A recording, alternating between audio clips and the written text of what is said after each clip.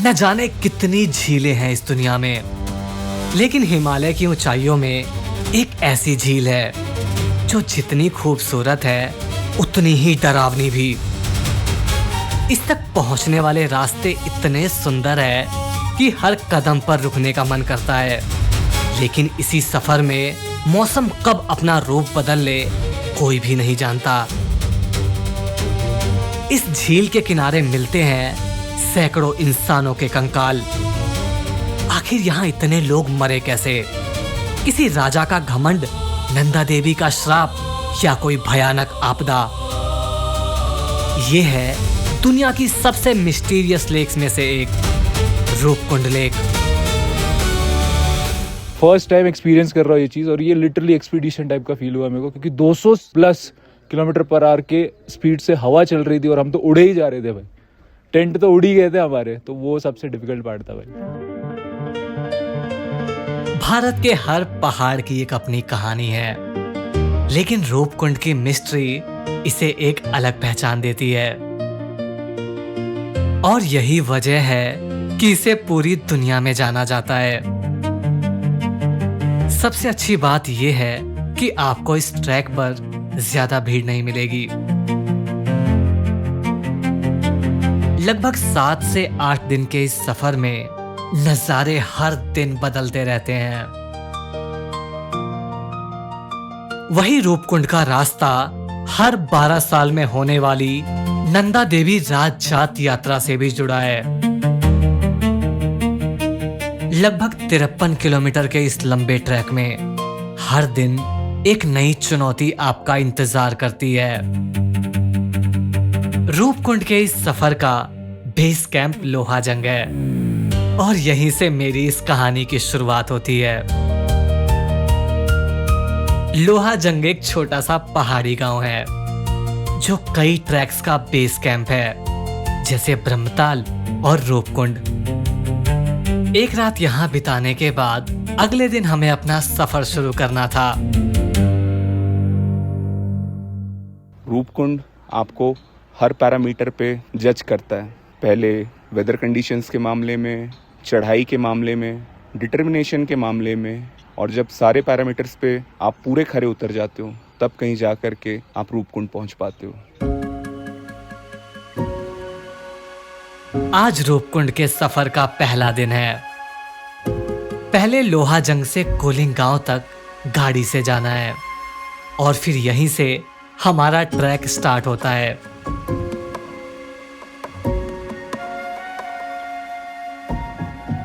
पहले हमें उतरना पड़ता है, लेकिन उसके बाद लंबी और खड़ी चढ़ाई शुरू हो जाती है।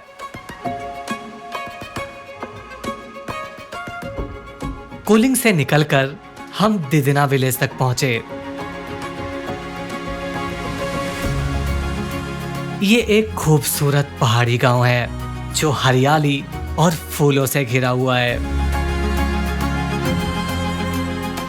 सबसे कमाल की बात यह है कि आप यहाँ गाड़ी से नहीं, सिर्फ पैदल ही यहाँ तक पहुँच सकते हो, क्योंकि आज भी यहाँ कोई मोटरेबल रोड नहीं है।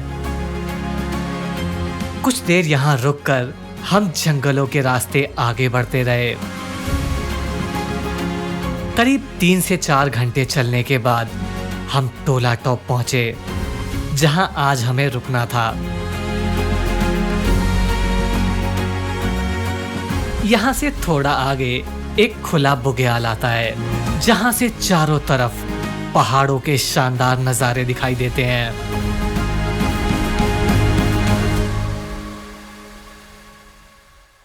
ये मेरे को सबसे मोस्ट चैलेंजिंग ट्रैक लगा। चढ़ाई के वक्त तो ठीक था, मगर जब उतरते टाइम जो मौसम खराब हुआ, स्नो इतनी पड़ रही थी कि रास्ता भी, जो ट्रेल्स थे वो भी कवर हो चुके थे।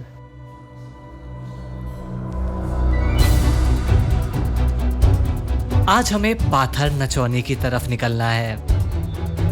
ये रास्ता बाकी दिनों से बहुत ज्यादा मुश्किल था, और इसके साथ ही नजारे भी पूरी तरह से बदलने लगे थे। यहाँ से चलते हुए अली बुग्याल और बेतनी बुग्याल दोनों दिखाई देते हैं।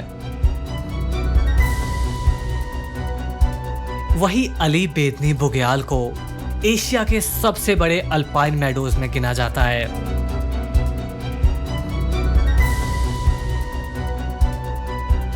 आज मेरे रूपकुंड ट्रैक का दूसरा दिन है और जो आज का पैच है वो सच में डिफ़िकल्ट है, क्योंकि मेरे साथ 10 या 12 लोग आ रहे थे, जिनमें से 8 के आसपास लोग अभी पीछे ही है, क्योंकि चलने में बहुत ही ज़्यादा दिक्कत हो रही है और ख़ासकर जिनके पास सामान ज़्यादा है उनको तो और भी ज़्यादा दिक्कत हो रही है।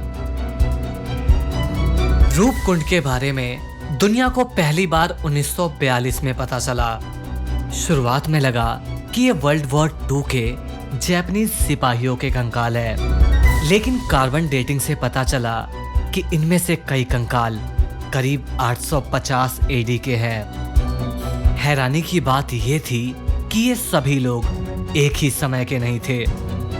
यहाँ इंडिया के अलावा ग्रीस और साउथ ईस्ट एशिया से जुड़े कई लोगों के बारे में पता चला। ना किसी खतरनाक बीमारी से मरने के सबूत मिले और ना ही किसी लड़ाई के, और ना ही ये लोगों के आने जाने का कोई आम रास्ता था। आखिर इतने लोग यहाँ क्यों आए थे? इसका जवाब आज भी एक मिस्ट्री है। आपने रूपकुंड ट्रैक करा, आपको मुश्किल लगा? नो कोई तो ऐसा पैच होगा जहाँ पे आपको मुश्किल लगा हो। नो।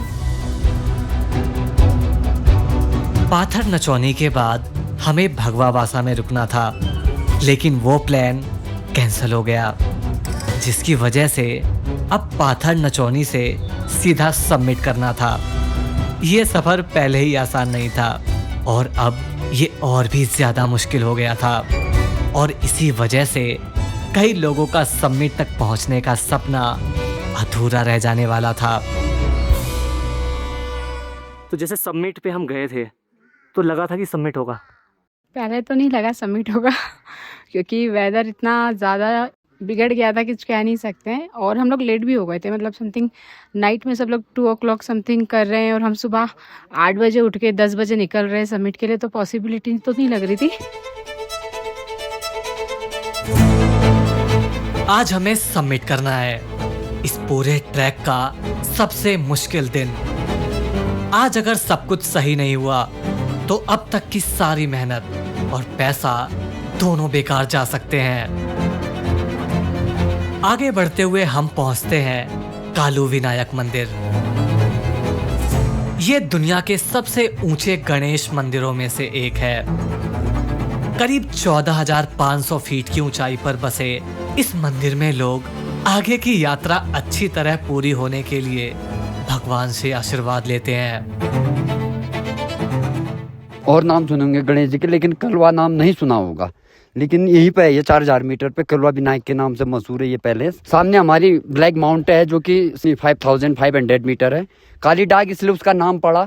तो जब काली माता असुरों का संहार करते हुए आगे निकल रही थी, तो जब उनका पाँव शिव महाराज पे पड़ता है तब जाके पता चलता है उनको कि मैंने तो भगवान के ऊपर साथ पाँव रख दिया।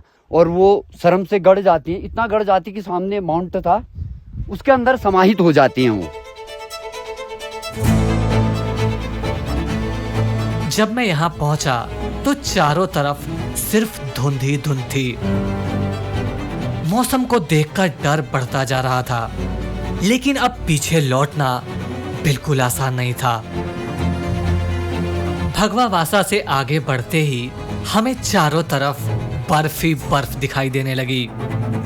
बर्फ इतनी ज्यादा थी कि हर कदम सोच समझ कर रखना पड़ रहा था। जैसे जैसे हम सबमिट के करीब पहुंच रहे थे, चढ़ाई और भी मुश्किल होती जा रही थी, क्योंकि बॉडी थक चुकी थी और चढ़ाई बिल्कुल स्टीप थी। जैसे तैसे हम सबमिट तक पहुंचे, लेकिन जैसे ही हम लौटने लगे, रूपकुंड ने अपना असली रूप दिखाना शुरू कर दिया। सारा रोड स्नो से भरा हुआ है। मैंने एक्सपेक्ट नहीं किया था कि इतना सारा स्नो मिलेगा। ऊपर से ये ओले गिर रहे हैं, बहुत दिक्कत हो रही है। भगवावासा तक पहुंचते पहुंचते मेरा बुरा हाल हो चुका था। लगातार कई घंटों तक तेज हवा, स्नोफॉल और ओले गिरते रहे। हालात ऐसे थे क्योंकि रुकना भी खतरे से खाली नहीं था। और रात में करीब 8 बजे वापस पहुंचा। किसी तरह रात काटने के बाद अगले दिन वान गांव के रास्ते हमें वापस लोहाजंग लौटना था। स्टॉर्म इतना हैवी था कि टेंट एकदम उड़ गए। स्टॉर्म के साथ में ओले, बारिश, और वो जो पार्ट था, वो ऐसा पार्ट मैंने इतने सारे ट्रैक किए, वो कभी फेस नहीं किया है सर। झील जमी होने की वजह से हमें बहुत कम कंकाल दिखाई दिए, लेकिन जितनी भी खोपड़ियां मैंने देखी, लगभग हर एक पर गहरी चोट के निशान थे। वही वैज्ञानिक भी इसे बड़े ओलों की मार मानते हैं। और यहीं से जुड़ती है कन्नौज के राजा यश धवल की कहानी। कहते हैं कि राजा नंदा देवी की यात्रा पर निकला था, लेकिन उसने इस धार्मिक यात्रा को मनोरंजन बना दिया। इससे मां नंदा देवी नाराज हो गई। फिर रूपकुंड के पास आसमान से बड़े बड़े ओले गिरे, इतने बड़े कि लोगों की खोपड़ियां टूट गई। और शायद यही लोग आज रूपकुंड के स्केलेटन बन चुके हैं। ये बात कई हद तक सच लगती है, और वही इस तरह के ओले गिरना पूरी तरह से पॉसिबल है।